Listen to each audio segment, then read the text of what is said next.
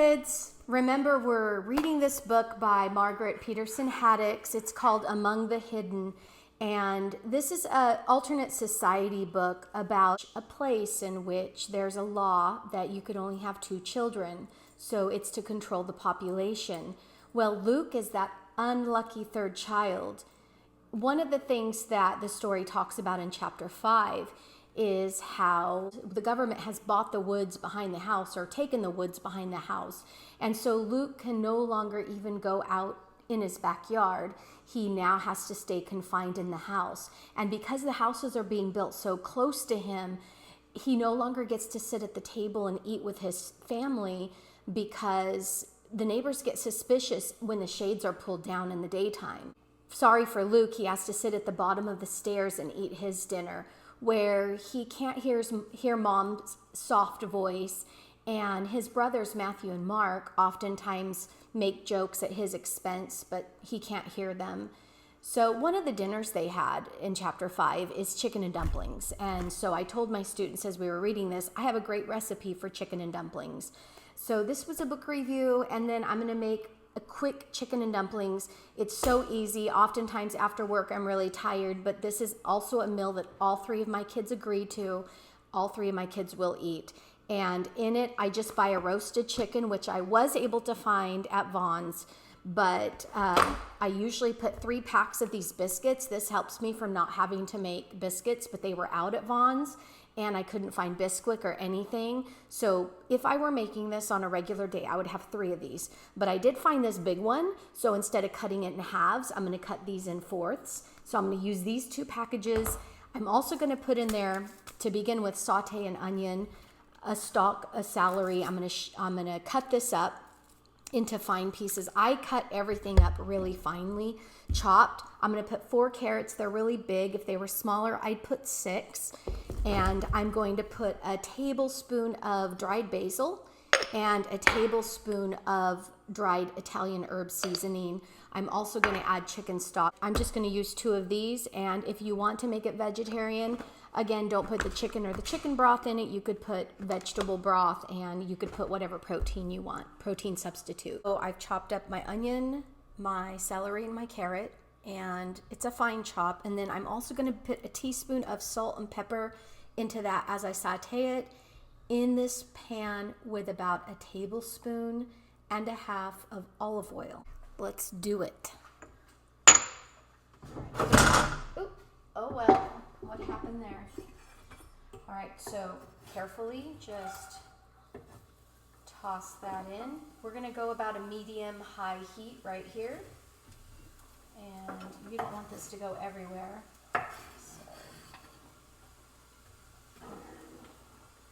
A lot of people say to saute this till it's like glassy. Just give it a little stir. Here we go. Let's compare how it looks now to 3 minutes from now. While this is sauteing, let's put a teaspoon of salt in there, a teaspoon of pepper.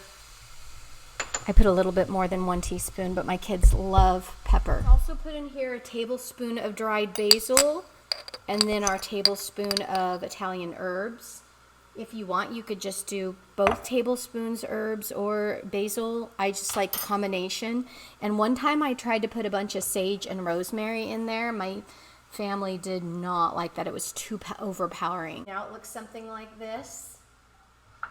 This is about 3 minutes. I'm gonna go about 2 more minutes before I put my chicken broth in there. Doing this, go ahead and take your roasted chicken and just shred it up into pieces.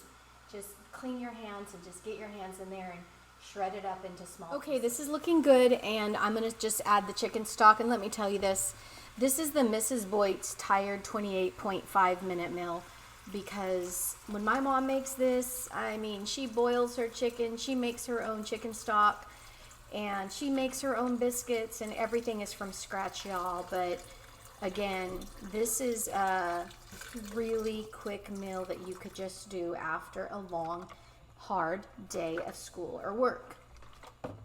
And this is our second chicken broth we're adding in here. We're gonna give this a quick stir and stir that broth in, and then just put the cap on it, because we're gonna let it come to a boil before we drop our dumplings in. I'm gonna get those out of the back packages and cut them up right now. I literally got the last can of these biscuits. They had some sort of like Hawaiian sweet roll ones. They had honey butter, but no, you just need regular biscuits. You can actually use the buttermilk or regular, but no, don't get any of that honey butter stuff because this will not taste good. And then you'll blame me and tell me my chicken and dumplings aren't tasty. Again, I don't usually use the grands, but this looks good. I'm just cutting them into fourths instead of halves. I think it's going to work. This is what the chicken looks like after I just get my hands in there and I wash my hands really good and then I shred the chicken up. But do not put this in. It's already cooked. It's a roasted chicken, already fully cooked.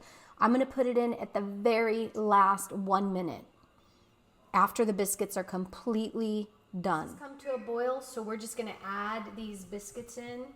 I'm going to move that spoon and I'm going to put the cap back on, but I'm going to like leave it open a little bit. I'll show you. Just drop these in to the top. And here we go. Put the cap back on right after you're done. Here, get these in here. Boom, take that spoon out. Boom, put this here. Boom. See how it's slightly open though? Don't close it all the way or it'll overflow on you. Yeah, that's no fun. Turn down your heat to more like medium, not medium low, but like towards that. And also, this is gonna happen about 8 minutes. Okay, after 8 minutes, I just gave it a little bit of stir, kind of flipped some of those biscuits, and I'm gonna let it go about 4 more minutes. This is what it's looking like. I'm literally just gonna dump this. I usually I'm a little bit neater about it.